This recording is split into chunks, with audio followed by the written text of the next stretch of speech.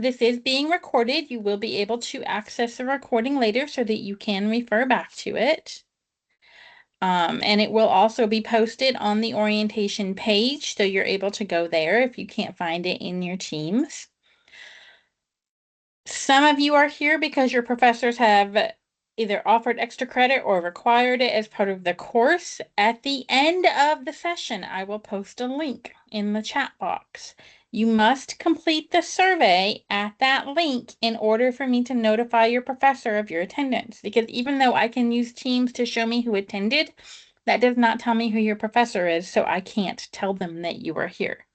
In terms of the contents of the survey, only I see that. The only thing anybody else sees is, the only thing anybody else will see is that you attended. Okay, I'm going to go ahead and share my screen with you.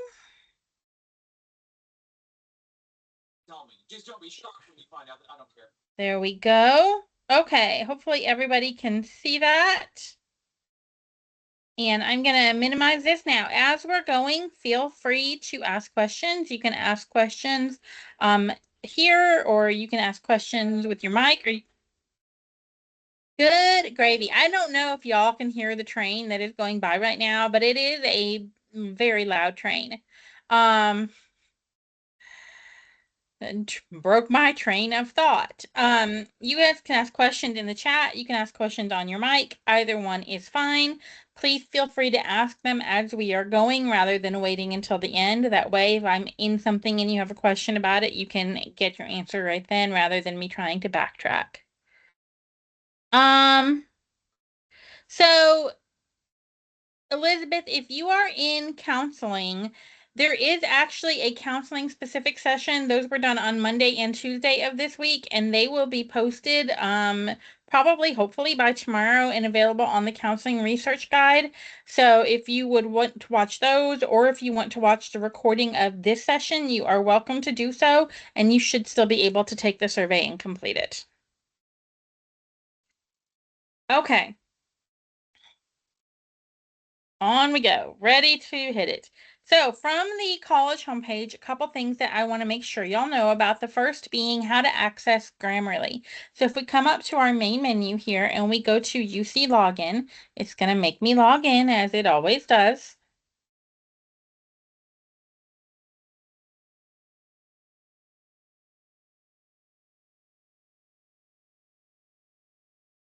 And there we go. Now, I want y'all to be aware that anytime you access any of the resources that I'm demonstrating tonight, you are going to have that login. Obviously, once you're logged in, you're going to stay logged in, so you won't have to do this every time you go from database to database, but it is going to be something that you have to do consistently. Okay. And you can't really bookmark any of the things I'm going to show you. You have to, okay, you have to go through the library homepage or the college homepage to access them. Okay, Grammarly. Grammarly, we're in our UC login. We're viewing our Grammarly. I'm going to click on Grammarly. It's going to bring me here. Now, you can use Grammarly in your browser. It's going to automatically resolve and sign me into Grammarly. I don't need to do anything else right now. I can install the apps on my computer. So it's going to detect what browser I'm using and offer me the browser extension. I can put it on my Windows desktop or my iPhone, iPad, Apple, whatever. It's also detecting that I'm on Windows. And this is a great little tool to help you with any grammatical issues, anything like that that you have questions about, any formatting, things of that nature.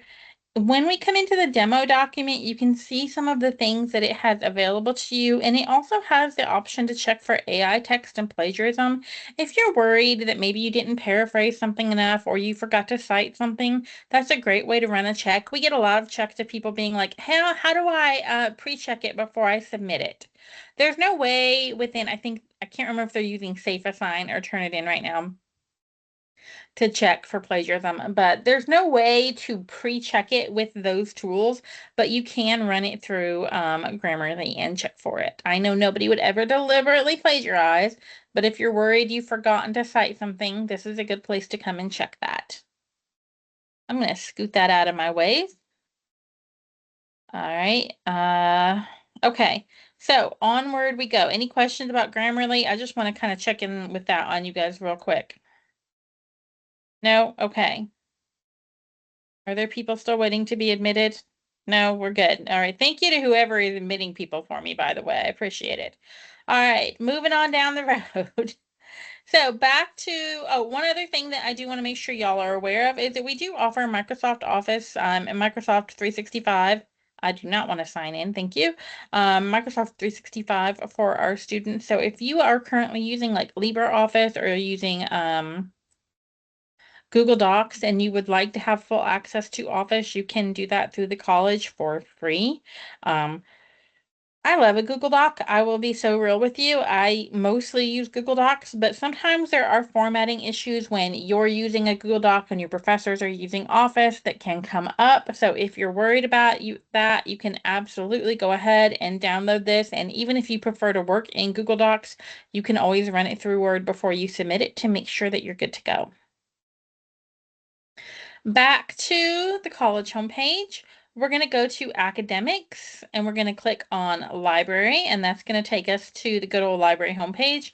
And from here, we want to click on research guides / library resources. Now, if you're going to bookmark something tonight, I encourage this to be what you bookmark. This is really where the jumping off point to access all of our resources are. So you want to come to access. Yeah, is probably more grammatically correct.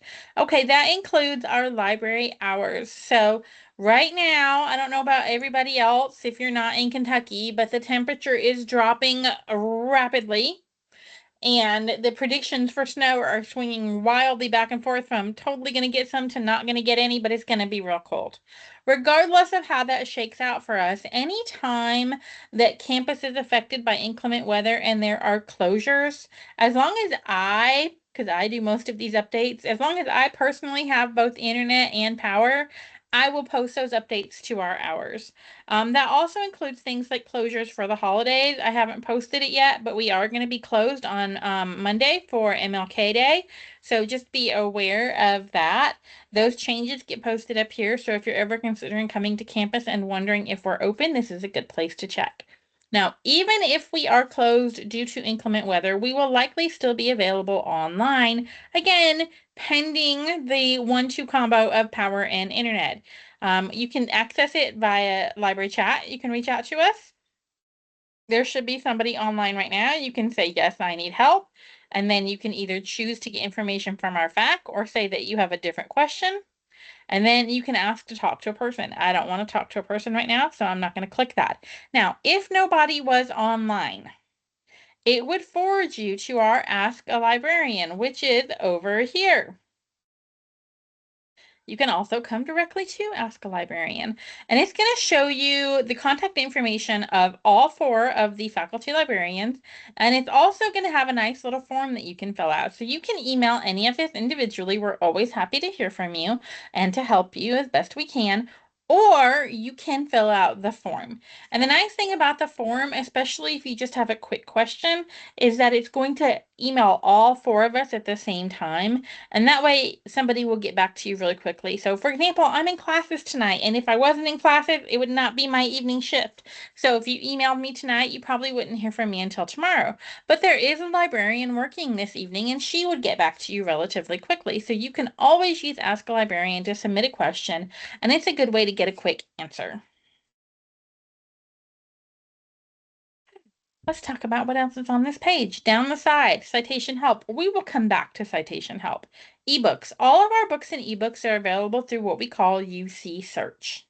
UC Search is what we call a discovery search. And discovery search means that it searches or discovers pretty much every resource that we have. There are a couple of exceptions that we'll talk about, but just make a note that there is a little bit of an exception to the rule, but most of them are available through UC Search. That includes our journals and videos and trade publications and newspapers and blah, blah, blah, and all of our books and ebooks. Now, if you wanted to look at a specific collection because you were interested in a particular thing, you could certainly come to the ebooks and view those collections. We have our frequently asked questions. We have our feedback form. We have our interlibrary loan. Let's talk a little bit about interlibrary loan. Even if you've done interlibrary loan with UC before, it has changed. We got a new thing that has been implemented over the break. Uh-oh, can nobody hear me? Well, some people can hear me. Can hear you. Yes, we can hear you. Okay, good. And I will say, I know Whitney can't hear me, but even if you can't, let me just say, if you can't hear me, please go out and come back in if necessary, or you can view the recording later. I'll tell you what, guys, if you put me on a nice Wave keyboard, I type beautifully, and I'm at about 75 words a minute, which is a good speed. Not great, but good. But as soon as you put me on a laptop, it's a lot like somebody let a dog type. It's terrible. It's not good. Okay, back to what we were doing. Okay, so interlibrary loan has changed some. This is going to streamline the process and hopefully get your resources to you faster. But there are a couple tutorials now walking you through that process and also just our facts and information. So a couple of things to keep in mind. You can request books, you can request physical materials, you can request virtual materials, right? So most of the time, people will request articles and chapters of books, and those things come in electronically. If those things come in electronically, they come to you really quickly. If you request a physical item, that takes a little bit more time. So you have to make sure that you are planning your research in advance. Right now, we're in week 2 of an 8-week bi-term or a 16-week semester, depending on what courses you are in. So you should start thinking about your research now, immediately, toot sweet, so that you can get those requests in and have that material when you need it. Even if you get a physical item, you get 30 days with those items. And you can request renewals. So in that situation, you have plenty of time with those materials. So go ahead and request what you need, even if you're not quite ready to sit down and start working on it. The only time we really charge anything for it is if you lose or somehow catastrophically damage an item, then those charges will be applied. But otherwise, we don't charge you for processing requests. We don't charge you for shipping. It's only return shipping or if you lose or damage an item that you will ever have to pay. And again, most of the time the items you get are going to come in electronically, so you don't really pay anything at all. Okay? Any questions about interlibrary loan?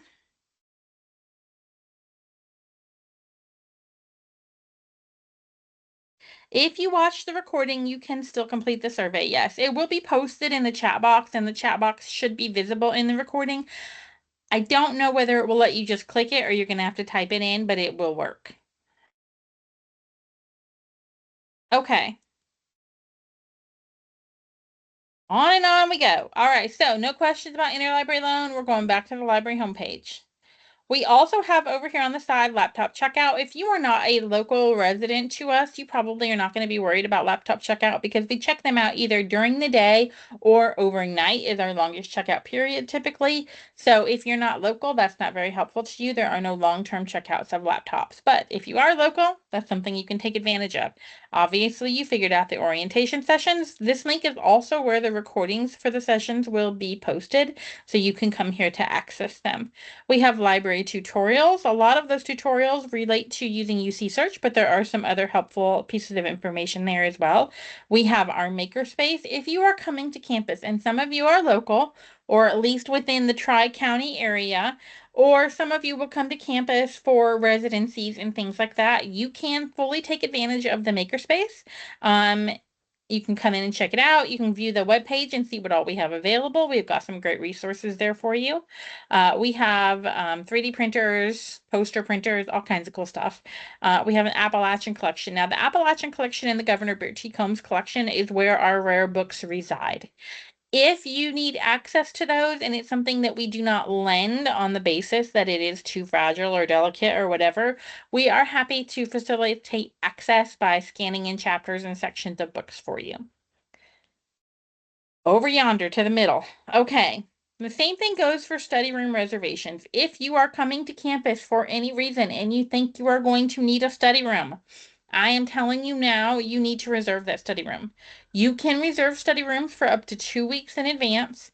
They book up fast. Every day, those study rooms are full. And people are booking them, rebooking them, fighting with each other over them, trying to get in faster. Make sure that you are actually reserving rooms. If you're coming to campus for a residency or you need a quiet place to study, whatever, go ahead and reserve that room now. We have a databases A to Z list. This is an alphabetical listing of all of our database resources. But you may be thinking to yourself, but Carrie, how do I know what database I want? And that's where we come to the research guides. All right, so this is where I get to ask you all my first question besides, can you hear me? And that question is, who are you? I know I've got some counseling folks. Who else do I have? Coaching, nursing, IT, education?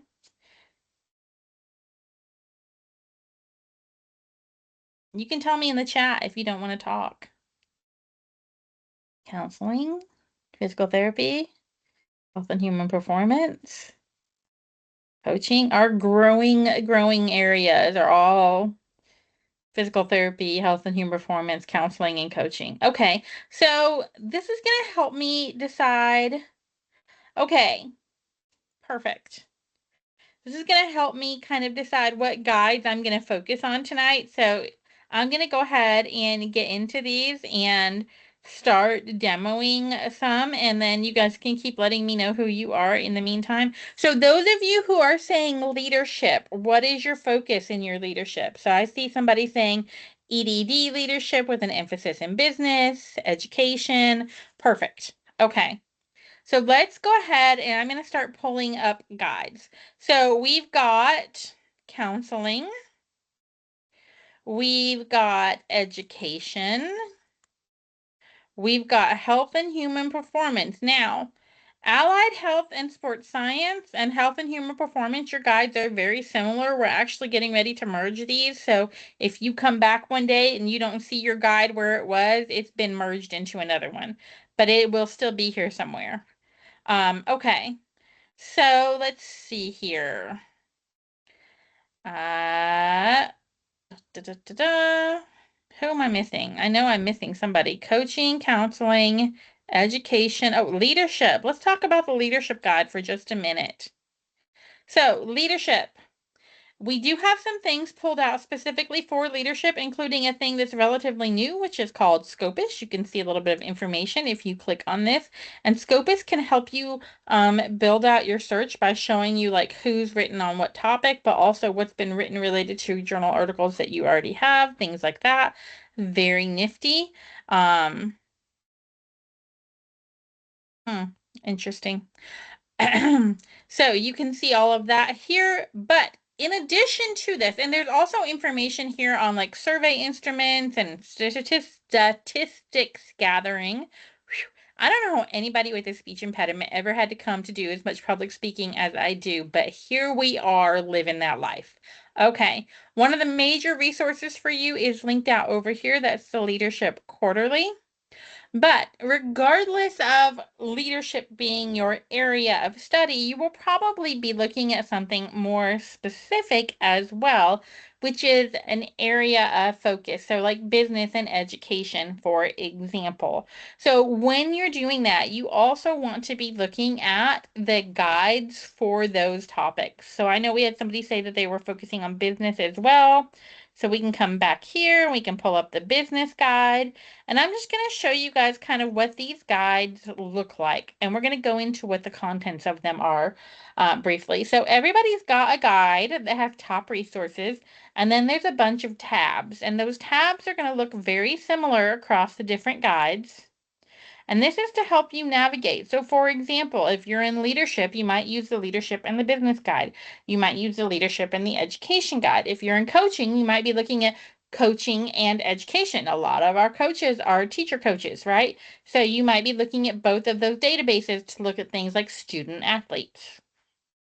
So nobody is limited to only their guide. This is to help you find the best resources for your area. So you can totally move through this and decide where you want to be and what resources are going to be the most helpful for you. All right, having said that, let me make sure nobody suggested anything I don't have a guide pulled up for. Education, counseling, health, blah, blah, blah, blah, and IT. Okay, let's hit through these really quickly. And this is going to go fast. But you can go back and you can review later. So on each of these, you have some top resources. And I'm going to hit through some of these really quickly. Counseling. Everything that's on here is a good resource for you, but things like 5-minute consult and UpToDate are clinical tools. The same thing goes for our physical therapy people. That's the one I missed. I didn't open my physical therapy guide. Okay. So some of those things are clinical tools, tools you will use while working with patients. They are not necessarily places where you're going to go pull articles for research. But in counseling, what are the top places to look for scholarly or peer-reviewed articles? Psych articles, psych info, psychology and behavioral sciences, SAGE journals, and the sociological collection. Okay, education, your top resources. Education source, ERIC. SAGE journals. All of these are good, but those are the ones where you're probably going to find the most to do your research in. Health and human performance. You have CINAHL, you have Medline, and you have Sport Discus, especially for my coaches, Sport Discus, okay? And also for my PT people, Sport Discus. Enough so that we have a tutorial just for Sport Discus available. Okay, Allied Health and Sports Science, second verse, same as the first. We're going to do Sport Discus, CINAHL, Medline.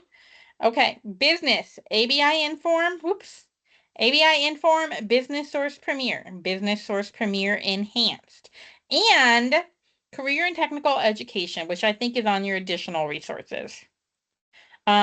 Information, Systems, and Technology. These are kind of split a little bit. ABI Inform, yes. SAGE Journals, yes. Business Source Premier, yes. If you are looking at how things are being used professional context-wise, if you are looking at how things are being developed, in other words, what are people doing on the tech side? IEEE and ACM Digital Library. If you want to know how blockchain is being used, then you want to look at ABI Inform. If you want to know how blockchain is being developed, you want to look in IEEE and ACM, right? So there's slightly different perspectives there. And then PT, okay? You are going to look at CINAHL, you are going to look at Sport Discus, you are going to look at Medline, and you are going to look at PubMed. Now, we have some other things here, again, that are primarily for you to access more textbook-like things or more things like 5-minute consult and UpToDate, which are, again, clinical tools. Okay. I know that was a quick boom, boom, boom, and you guys can always come back and find your section on this and review it. But just to give you guys an idea of what we're looking at. On each of these, we have a citation help tab. For PT, specifically, I think you guys might be the only people who are using it. We do have the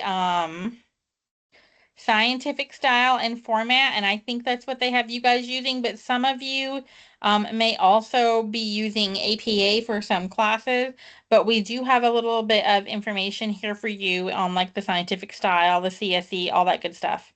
Unless they've changed that. They change stuff on me all the time and don't tell me, but just it's there. Okay, for the rest of you, for literally everyone else here, you will be using APA style. Now, if you are doing your PhD or EDD, you may be using a modified version of APA that is slightly different. And you will be able to work with your department chair, your professors, whatever, to know when it comes time for you to submit your dissertation exactly what formatting you need to do. You can also work with the Learning Commons. Okay? Oh, here it is, AMA Manual of Style. There we go. I'm sorry, I said CSE. You should be using AMA if you're PT. That was a real blonde moment. And I know I'm off screen, but I promise you I get to call it a blonde moment because I am blonde. Okay, so AMA Manual of Style is what the PT department is using now. APA Style is what literally pretty much all the rest of you, unless you are doing history, are going to do. APA Style. The Learning Commons, you can contact for help with any of these resources, with any of these citation formats, with any of the formatting for the dissertation, etc., etc. Please contact them and not me. Not because I am unwilling to help you, but because I am terrible at APA, okay? I went through school all the way to grad school. Until I got to grad school, I used MLA. I believe in my heart that MLA is the superior citation format. You do not want my help with APA. Additionally, since the last time I had to cite something in APA, they've released yet another new version. Talk to the experts. That is what they are there for. They are here to help you with all of this good stuff. And they're very, very good at it. They have people who can help you format your papers, cite your papers. They even have paper for people who will read your papers, review them, and give them back to you so that you can make changes before you submit them. Okay, you can visit their website, you can contact them, you can email them.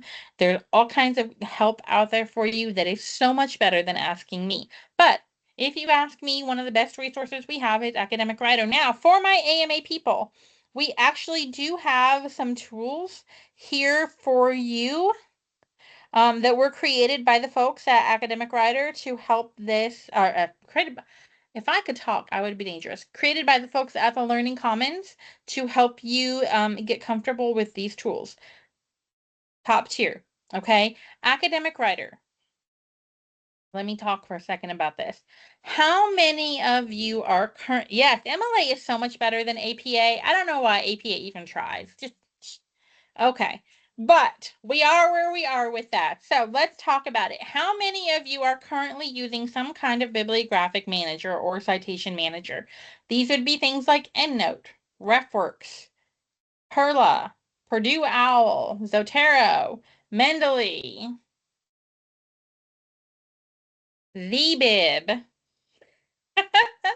There's so many, I cannot possibly memorize or name them all. So Academic Writer is somewhat similar to this. It is going to help you format and create your citations. Maddie, did you have a question?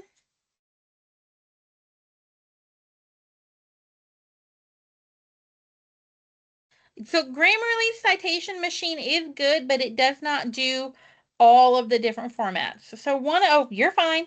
So one of the reasons that we love Academic Writer specifically is because Academic Writer is actually created and maintained by the APA. So in terms of how people think about this would make Academic Writer the authoritative resource, right? Nobody knows more about APA than APA. I dare say some of the folks at Purdue OWL might argue that point, but officially, nobody knows more about APA than APA, right? So we want to think about that in terms of what resources we're looking at and using. So when I come over, I'm going backwards in my windows. When I come to Academic Writer, a couple things to consider. I am already signed in to all the library resources as a member of the University of the Cumberlands. If I want to use all of the features of some of these resources, I need to create an account for those resources, and Academic Writer is one of those things.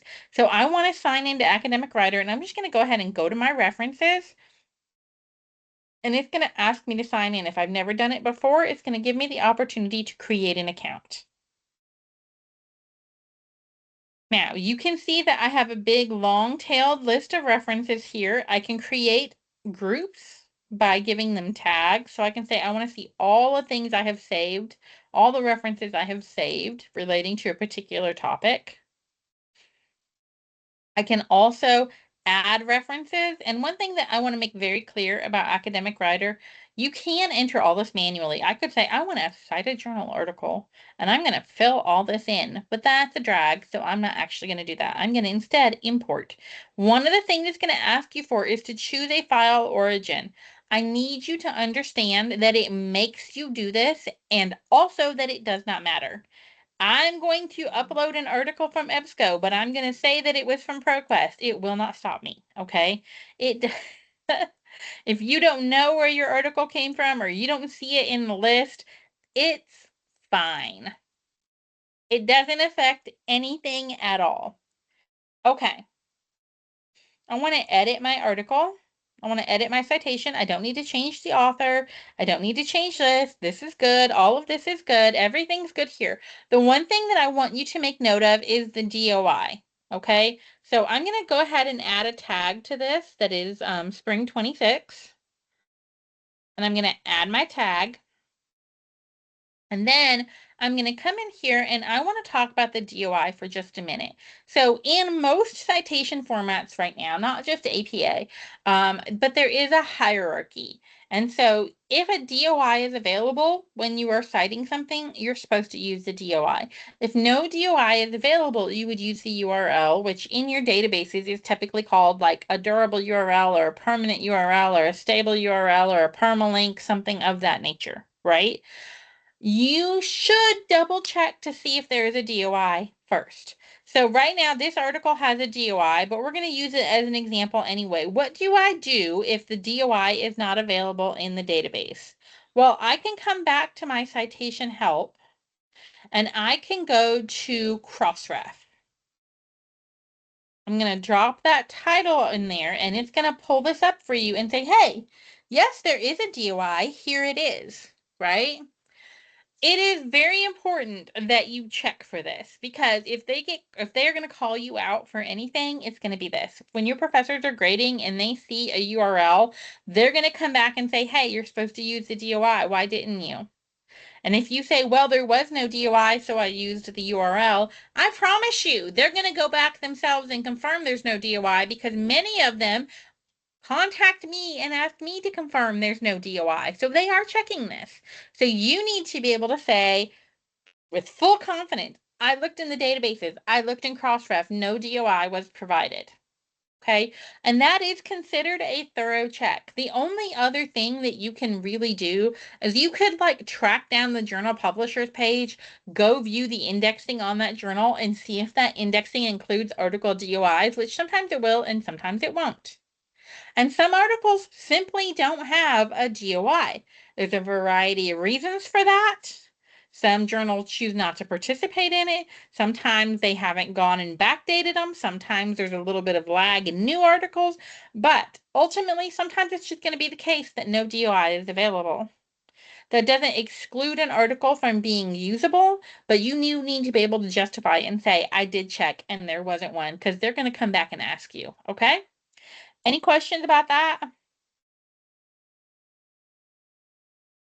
Nope. Okay. The last thing I want to talk about with Academic Writer is actually the writing part of this. Okay. I love this. This is my favorite part of this. Okay. I can come into Write and I can create a new paper and they're going to give you a whole bunch of different templates. Or I can go to my papers and I can say, okay, I'm going to start in the paper I've already got. And I have a title page. I can use this to set up my title page. I can use this to set up my author information. I can come into the body. Now, if I wanted to, I could write my whole paper here. I don't think I would ever want to, not because of anything bad about Academic Writer, but simply because I like to be able to use my whole screen. I like to full screen my Word, right? And I can't do that here. So I want to have room to work. Now, you may feel differently about that, and that is up to you. But one thing that I do really like about Academic Writer, especially if you don't feel super comfortable using APA, is you can come in here and use this to help you set up your in-text citations and use it to help you set up your reference list. Okay, so I'm going to come to insert. I'm going to say find and cite a reference, and I'm going to search by my tags. And it's going to show me the article that I have tagged with this title. And I'm going to say that I want to cite it. And I'm going to say that I want a parenthetical, that it is a quotation. I'm going to say that I want to cite a new citation from this source. And I'm going to make up some nonsense. Susie sells seashells. Okay. I don't need to do any formatting or anything here, but I do need to add my page number. So I'm going to say 57. And I'm going to hit submit. And it's going to generate that in-text citation for me. And it's also going to add it to my reference list. So now when I go to export this, I can export this as a Word document. And this can help me in 2 ways, okay? Well, really 3 ways.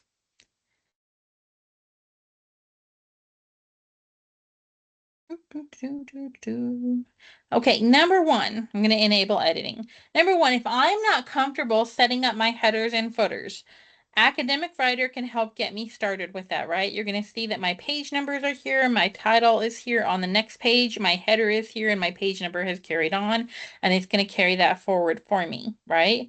Here are my in-text citations, and here is my reference list. So as always, you are responsible for editing this and making sure things are formatted correctly, but this gives you a little bit of a leg up to help speed that process along, especially if this is not something that you feel confident with. Any questions?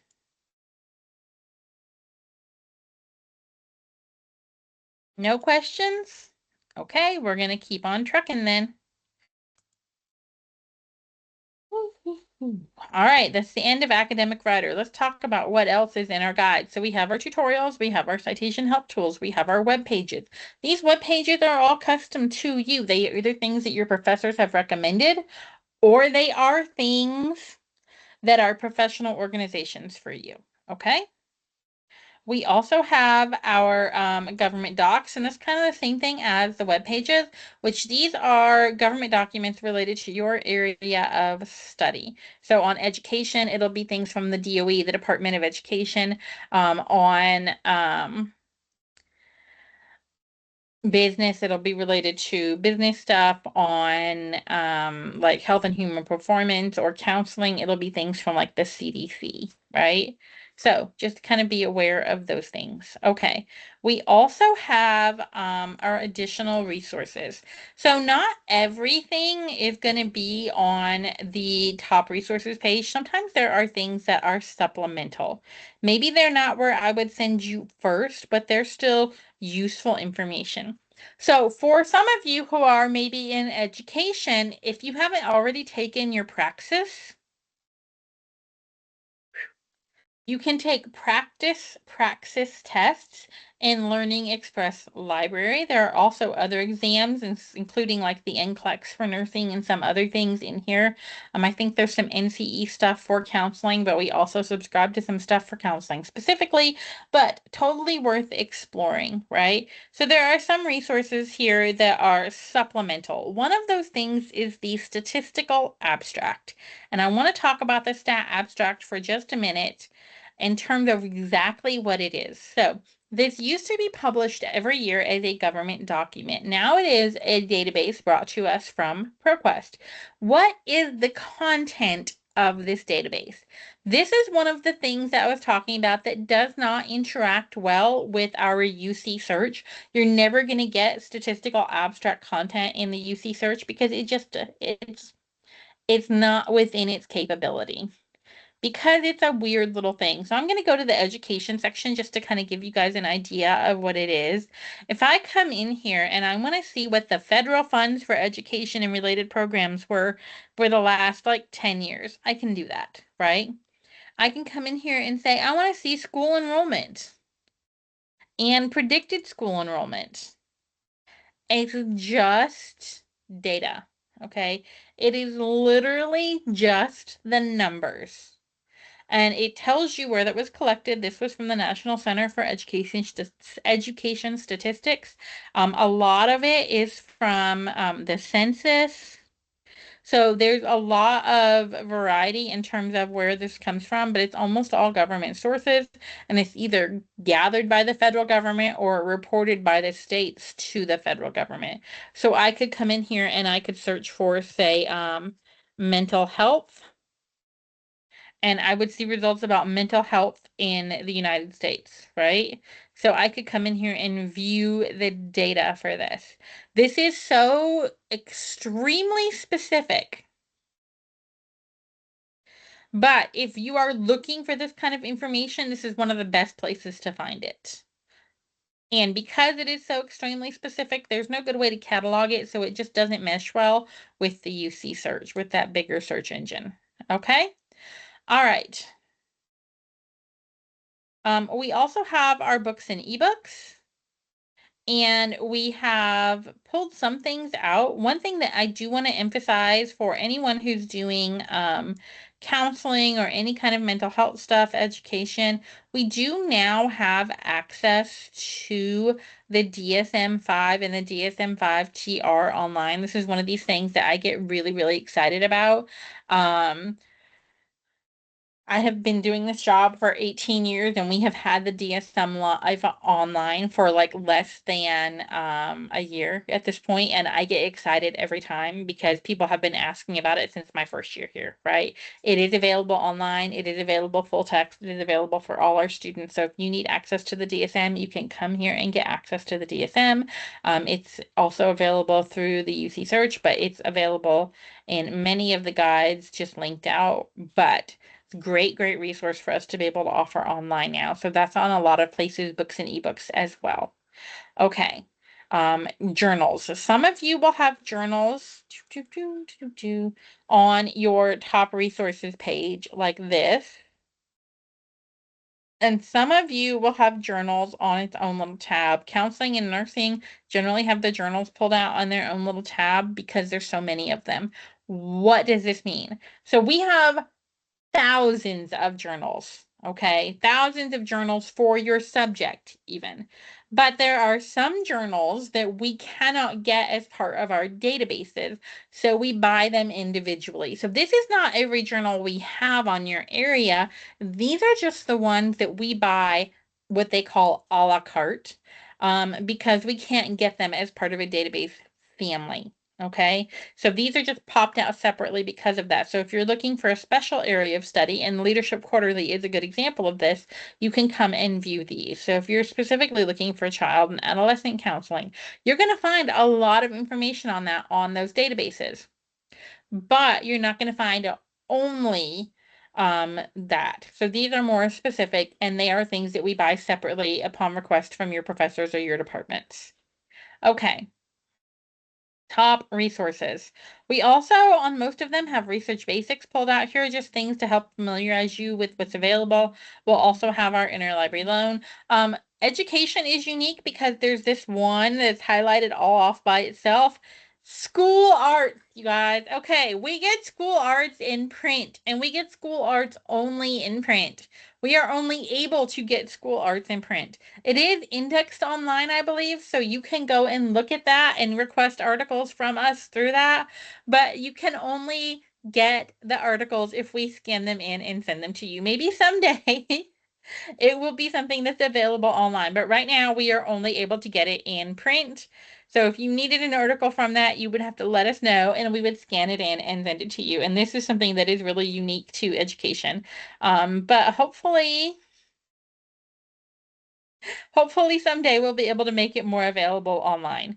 Okay, so now I want to do some actual searching. And oh, I did skip a link. Some of you also have little multimedia pages. Counseling in particular are like power users for our multimedia resources, and a lot of those come from Alexander Street and Films on Demand. So just be aware that that is there also. Some of you really don't use multimedia very much, but some of you are in there a lot. Okay. Questions so far? Now, I realize that I am just absolutely hammering people with information. and then I move really quickly. You can watch the video back later. I promise you can watch it back at half speed on YouTube. And I will slow down and talk like a normal person if you do that. But please feel free to ask questions as we are going. And now it's time to do some searching. And this is your opportunity to get me to search for a topic that you are interested in. So if you are already working on a topic and you are already exploring some research and you want me to use your topic as an example, this is a great time to give me a topic. Otherwise, I have to make my own topic up. And that is always interesting for everyone, including me. I never know what I'm going to say. Post-traumatic growth and collective trauma survivors. Oh, interesting. Okay, so is that one topic or is that two topics? Are you looking for those things together or separately?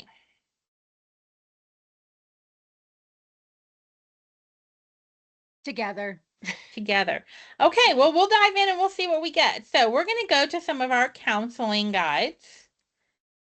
So back to counseling we go. And let's go to psych articles. Now, we have some choices to make when it comes to what databases we're going to use. Because if I come over and I use the discovery search, I'm searching almost everything we've got, right? All at the same time. But there is some wiggle room between searching only one database, like I'm in right now, and searching every database. If your databases are part of the same database family, you can search multiple databases together. So for counseling, of the 5 that I recommend for you, 4 of them are part of the same family. So I can come over to psych articles, and then I'm going to say, I want to add to this, I want to add APA Psych Info. I want to add the Psychology and Behavioral Sciences collection.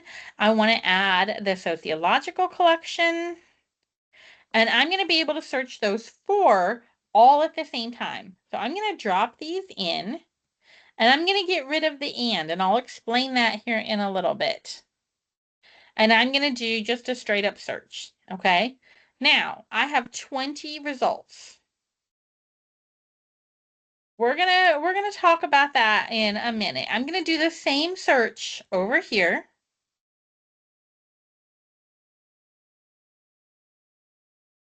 And it says it didn't find very much. It said it found 46. This is not terrible, but we can do better. So this is going to show me articles and books, everything that I could ever possibly want over here, but they're not all going to be really specific necessarily to my area of study. Over here, all of these are going to be related to psychology and counseling because those are the databases that I looked at, right? Let's go into an article and talk about what information the databases give us.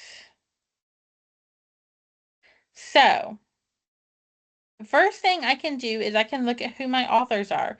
Remember that when we're in here, and I have not clicked any, let me go back for a second. Okay. One of the things that we can click is peer reviewed. Let's go ahead and select peer reviewed. Now, instead of 20 articles, I've got 17, so I lost a couple. Even when we're looking exclusively in peer-reviewed journals, we will still sometimes get articles that are not in and of themselves peer-reviewed. Those could be things like letters to the editor. Those could be things like reviews or trade publication information that are useful, helpful, interesting, but not specifically a peer-reviewed article. It's also important to remember that peer-reviewed articles, scholarly articles, and academic articles are all the same thing. So if you're in a database and it says, what's the source type? So in addition to saying, I can say that I want to see only academic journals, right? So I can go in and I can add that to my search, but it's the same thing as peer reviewed. My number did not change, right? So that language is interchangeable. Different databases may use slightly different language. Some databases exclude that terminology completely, like Sage does not have a peer-reviewed journals category because Sage is a journal publisher and everything that is in the Sage Journals database is a journal from Sage. So it's all peer-reviewed journals. That's exclusively what their content is, right? So they don't provide that as an option to narrow your search. but typically you do want to click narrow it and click that to narrow it. And you also want to narrow it by full text. Now I have 13. Now, for my EDD PhD people, you need to approach this slightly differently. You can still narrow by peer-reviewed, but you're probably not going to want to narrow it by full text, or you're going to want to narrow it by full text only initially and then expand out. And the reason for that is you're supposed to do what is called an exhaustive search, right? When you're doing an exhaustive search, that means you're looking for everything that was ever published. So even if it's not in one of our databases, you might want to go request it from Interlibrary Loan. So when you're doing an exhaustive search, you really need to think about your topic very specifically. So this is a pretty specific topic. We're getting good results on this. I know it doesn't seem like we're getting very many, but we're getting results that are very targeted to us, right? That's what you're looking for really when you're doing an exhaustive search, or a thorough search, as it's also sometimes called, is you want to really limit your topic. I don't want to say that I think you want to cheat it exactly, because you want to do, oh yes, I will show you how to, get to where you select the multiple databases again. So before we get into that, let me finish one train of thought. When you are doing an exhaustive search, you want your search to be as narrow as possible. In other words, you can't search for elementary school students. You need to search for elementary school students, literacy, second grade, in order to be as precise as possible, or you will have so many results that you cannot possibly narrow your search down, right? There's no way to go through your results if you have 3,000 results or 30,000 results or sometimes 300,000 results. So you need to think about specificity, right? You want to be exhaustive in a very limited scope. Okay. I want to break down something else for you. So when we're doing searches, we have search engines, we have databases, and we have journals. And then within those journals, we have articles, right? So Google is a search engine. It searches things indiscriminately. Google has no limits on what is in Google. It sends out its little Google crawlers and it gathers up everything new every day, right? It's constantly growing and feeding into it. The databases are curated. And what that means is somebody out there is saying, this is a psychology journal. It belongs in the psychology database. We're going to put it in there.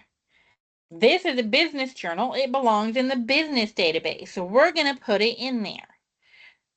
Journals are periodicals, and those things could be found in databases or they could be found in search engines. So we can search individual journals, but we are typically going to look at journals as they are found in databases. I know that's a little bit specific, but just to break it down for a second. So if I want to search for a journal, if I want to look at a specific journal, I can come to the counseling journals list. But if I want to search multiple databases, when I'm in EBSCO specifically, I'm going to go to searching APA Psych articles. So whatever database I have clicked on, and when I click on the title of that database, it's going to show me the whole list of all the databases that are available in EBSCO. Now, not every database is an EBSCO database. Sage Journals is its own animal. ABI Inform is part of the ProQuest family of databases. JSTOR is part of the Ithaca family of databases. So those are all sort of their own thing, and some of them are big collectives like EBSCO and ProQuest, and some of them only have one thing or two things, right? So just be aware of what you are looking at. Okay. That probably answered the question and then answered 4 more questions. Gotta keep making sure everybody's got all the information they need. So right now I'm looking at full text articles that are peer reviewed, and I want to set a date limiter to the past 5 years. Most of you, that really narrowed it down. Most of you are going to be working with date limiters somewhere between 5 and 10 years. There are some exceptions if you're looking at historical data or if you're looking at what is called a seminal work. So a seminal work is a work that is a foundational concept or a theory, right? Where an idea came from. So if I want to look at how people are exploring Freudian concepts in modern psychology, I would need to go back and look at the original writings of Freud. Those are more than 5 years old, so they would be an exception to that rule, right? So if you're doing something like that and you're concerned about your date ranges, you need to discuss that with your professors. But typically, we're going to work within 5 to 10. In this case, I'm going to go ahead and go with 5 years. Okay. So let's go in and look at what this gave us. So I have collective violence strengths and perceived post-traumatic growth. All right, so one of the things that we have is it says cited by, and we have the references. Now, we have narrowed this search down considerably. It says I only have 5 articles in my search right now, okay? If I go to my references, I can see where my authors did their research, and this can help me build my search, right? Is this an article that could also be beneficial to me? If this article feels like it's really spot on to what I'm looking for, but maybe it didn't come up in my original search, I might want to go seek this out. Now, if it's in the same database, a lot of times you'll be able to just click and boop on over to it. But if it's not in the same database, you might want to go ahead and use a couple different tools to find that. One is Interlibrary Loan. The other is Find Journals by Title. So I can come in here and I can say, okay, this one sounds really good.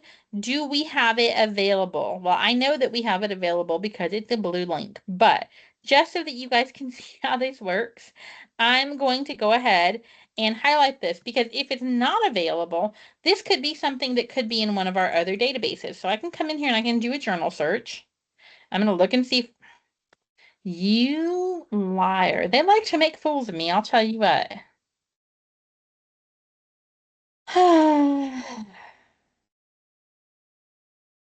Well, okay. Shenanigans are afoot. It totally says that we don't have it, even though I can click on the article and go to it probably.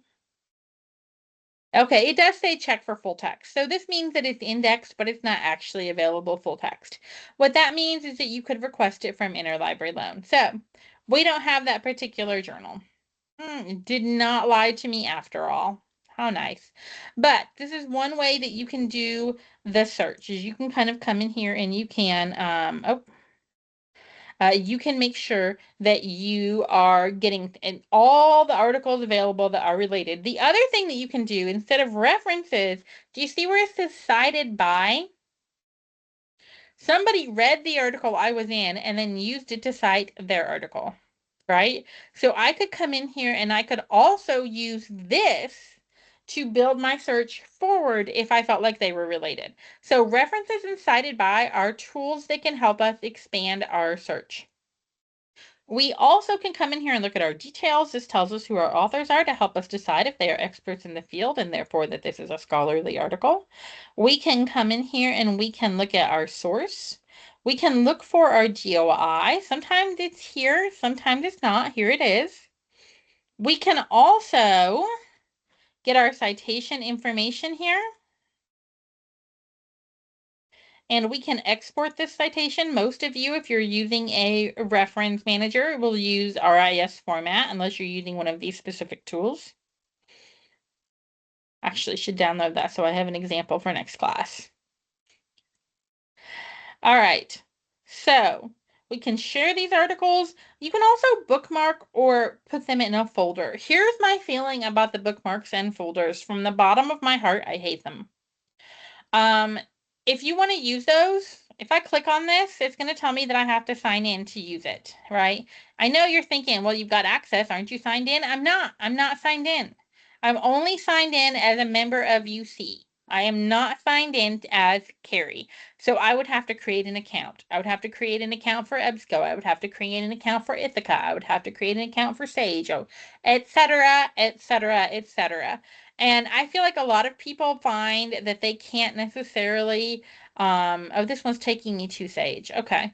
They can't necessarily keep up with all of those logins and it gets really confusing and frustrating. I encourage you to just download your articles. Just download your articles, then you'll have them and you won't need all of those folders and bookmarks and everything else that people get really frustrated with.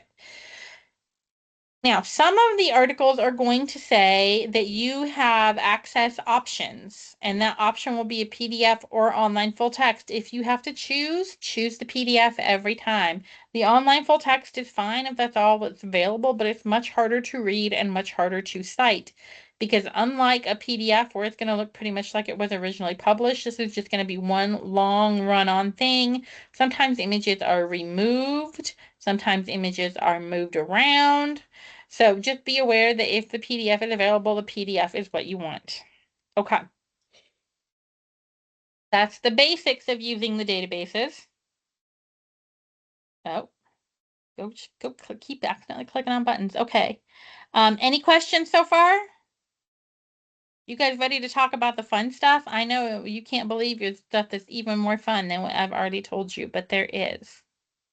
Okay, the fun stuff is Boolean modifiers. That's right. So you see that there's a button here that says natural language searching. Don't click that button. It's terrible. Natural language searching is how we search in Google. Okay, so when we search with natural language, that means that the search engines kind of search how we speak. So I can say, hey, Google, what was that episode of Stargate where it was like Groundhog's Day, but they were hitting golf balls through the gate? And Google is going to come back and give me a pretty good answer. Probably a correct answer. And it's going to guess based on what I've said. It does not require precise language. Google also works by using an algorithm to build what it knows about you. So if you're using Gmail, Google reads your email. We all know it. It's true. All right. There's all kinds of things that they gather from our searches, from our chats, from our emails, from whatever we're using that helps them build that algorithm out. So Casey might search for toasters and then go to a store in person and buy a toaster and still get information on toasters for a week. And Ashley might search for information on Battlestar Galactica. And guess what they call the villains in Battlestar Galactica? They call them toasters.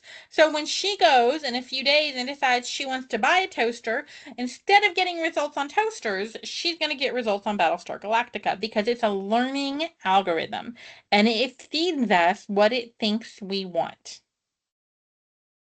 Now, there are ways to overcome this by using things like the DuckDuckGo browser or searching in incognito mode, but you also have to kind of contend with so many of the results are ads and so on and so forth.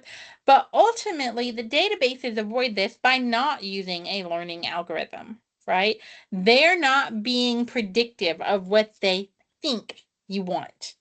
Now, the reason that I say not to use the natural language searching in EBSCO is just because it's like 2 months old and it's kind of terrible.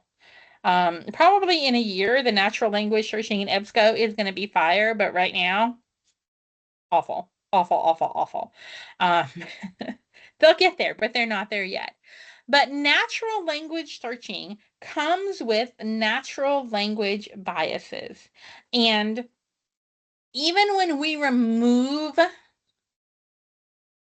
the algorithm from the question, we still have to think about the language that we are using, right? So when we think about the language we're using, that's things like, I want to know about the impact of this program. I want to know about the effect of this incident. What if there was no impact and there was no effect and it was null, right? We're giving it an outcome that we expect. So when we think about our language, we want to try as hard as we can to have neutral language so that we get all of the results that are available on our topic, not just the ones that meet our expected outcome. Okay. Boolean modifiers let us control the language in our search. So right now, there is a Boolean modifier. We're going to make this so small, and then we're going to make it big, I promise. Right now, there is a Boolean modifier in my search, and that is the word and. You may not see it, but it's there. I am searching, this is a plain keyword search, post and traumatic and growth and collective and trauma and survivors. That's why I deleted the word and from in between, because it does not help me to add it into this search. It was going to be there regardless, right? I'm already searching for that. Now, if I want to consider this as two search strings or two specific phrases, I can use a Boolean modifier to change how my search is structured. So I'm going to put post-traumatic growth in quotation marks. I went down 2 more results. It's going to get smaller before it gets bigger, but we're going to get there. When I put something in quotation marks, what am I asking it for? I am saying this is a specific concept. This is a technical term. I want to focus on that specific term as I have written it, as I have spelled it, as it is used that way, right? So I want to put that into quotation marks to turn it into a phrase. I can do the same thing with collective trauma survivors.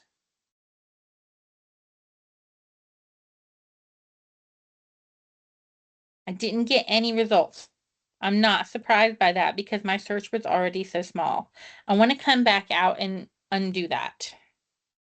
And go back to my previous search and talk about another Boolean modifier. I'm going to get rid of the word survivors completely first. Let's see what that gives me. So now I have 6 results. So one of the things that we want to think about is, I don't know what collective trauma is. I'm going to be real with you. You can explain it to me a little bit if you want. Is that like a trauma that everybody experiences? Like everybody is like there's a group of people who share that trauma?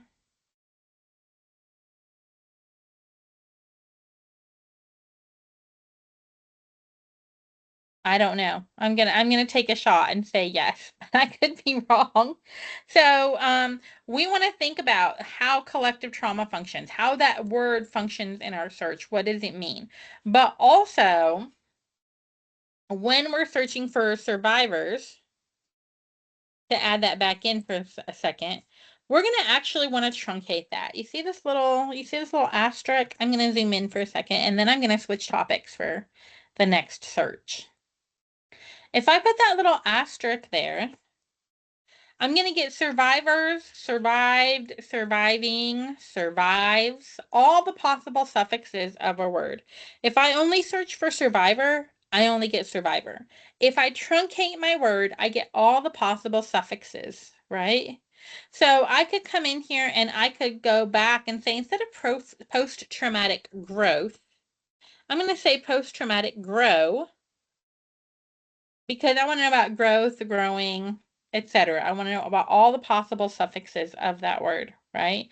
So that might not work for this search because I'm looking for something really specific, but sometimes it helps to move one of those words out of the phrase and truncate, right?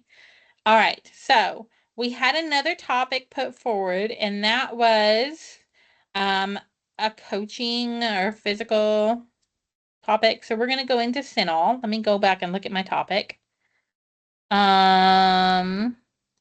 Resistance training and chronic disease. Okay, cool. Okay, so let's go in and I'm going to put this in. First, I'm going to select some more databases. So I've got CINAHL.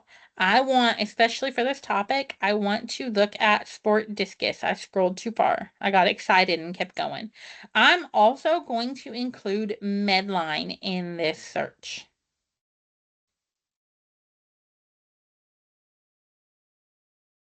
Select. Boopity boo. Okay, let's edit this down. Resistance training. Okay, so this is a good example of when we might not want to include certain words because it's going to introduce bias into our search. What if resistance training can't prevent chronic disease? All right, so I'm going to get rid of that for now. And I'm going to go to just resistance training and chronic disease. We're going to start there. We're going to once again set some filters. We're going to say we want full text, peer reviewed, the last 5 years. Okay, so now we're down to 258, and I'm going to put in aging adults. I'm going to add that search term in. And now I want to talk about or as a Boolean modifier. So I've got 19 results, okay? All right.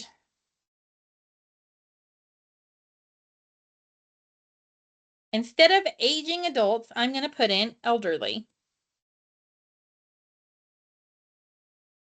Now I have 35 results. What did I do? I searched for synonymous terms, aging adults or elderly adults, right? Or older adults. I could search for that as well. So I'm going to actually take aging out and put in older. Search goes up a little bit, search goes down a little bit, right? Or final one, I'm going to hurt probably everybody's feelings with this one.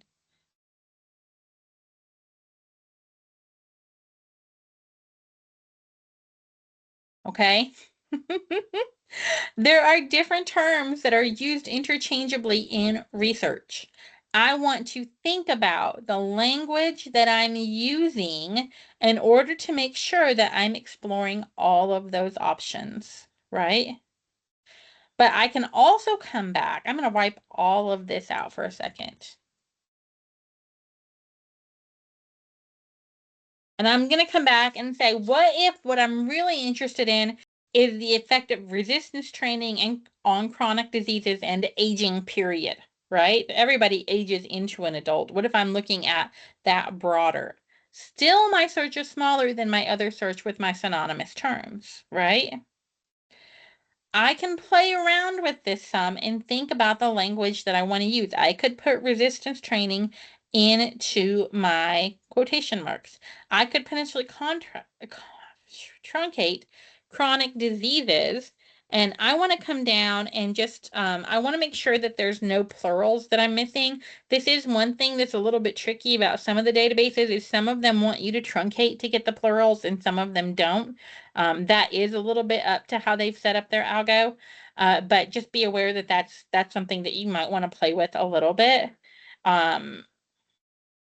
But think about the language that you're using. So there's a lot of Boolean modifiers, but the 5 that are the most common and they are applied in pretty much every database and or quotation marks, truncation, and not.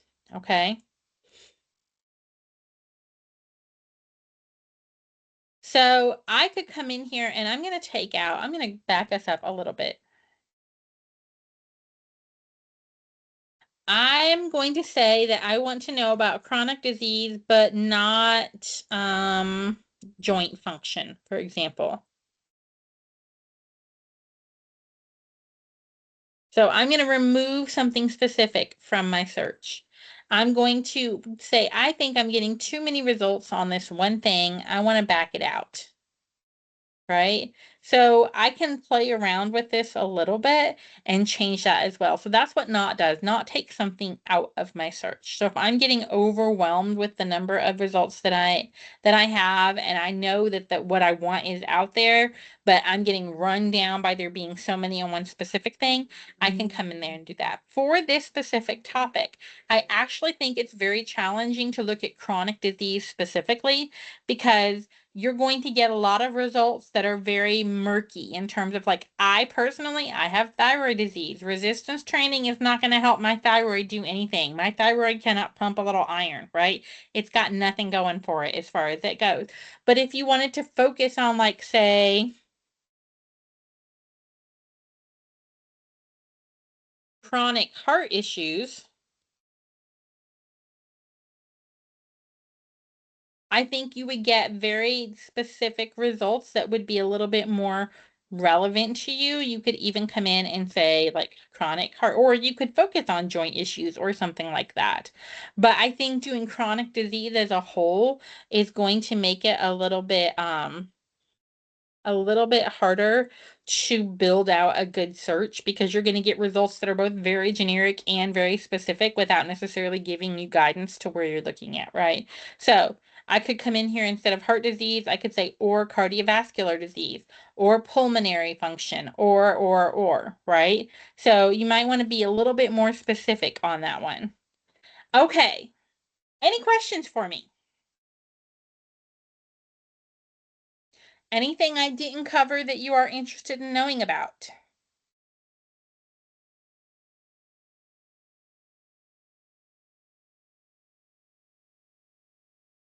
Okay, so couple of things.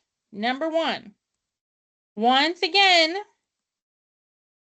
if you want to review the recording, you come to this page, you go to library orientation sessions, the recording will be posted up here. If you need to complete the survey so that your professor knows you attended, I am going to go ahead now and put the survey in the chat box.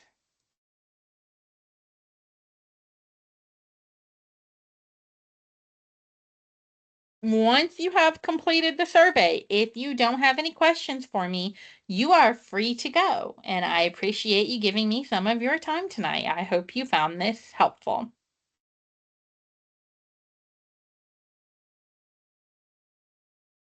Thank you.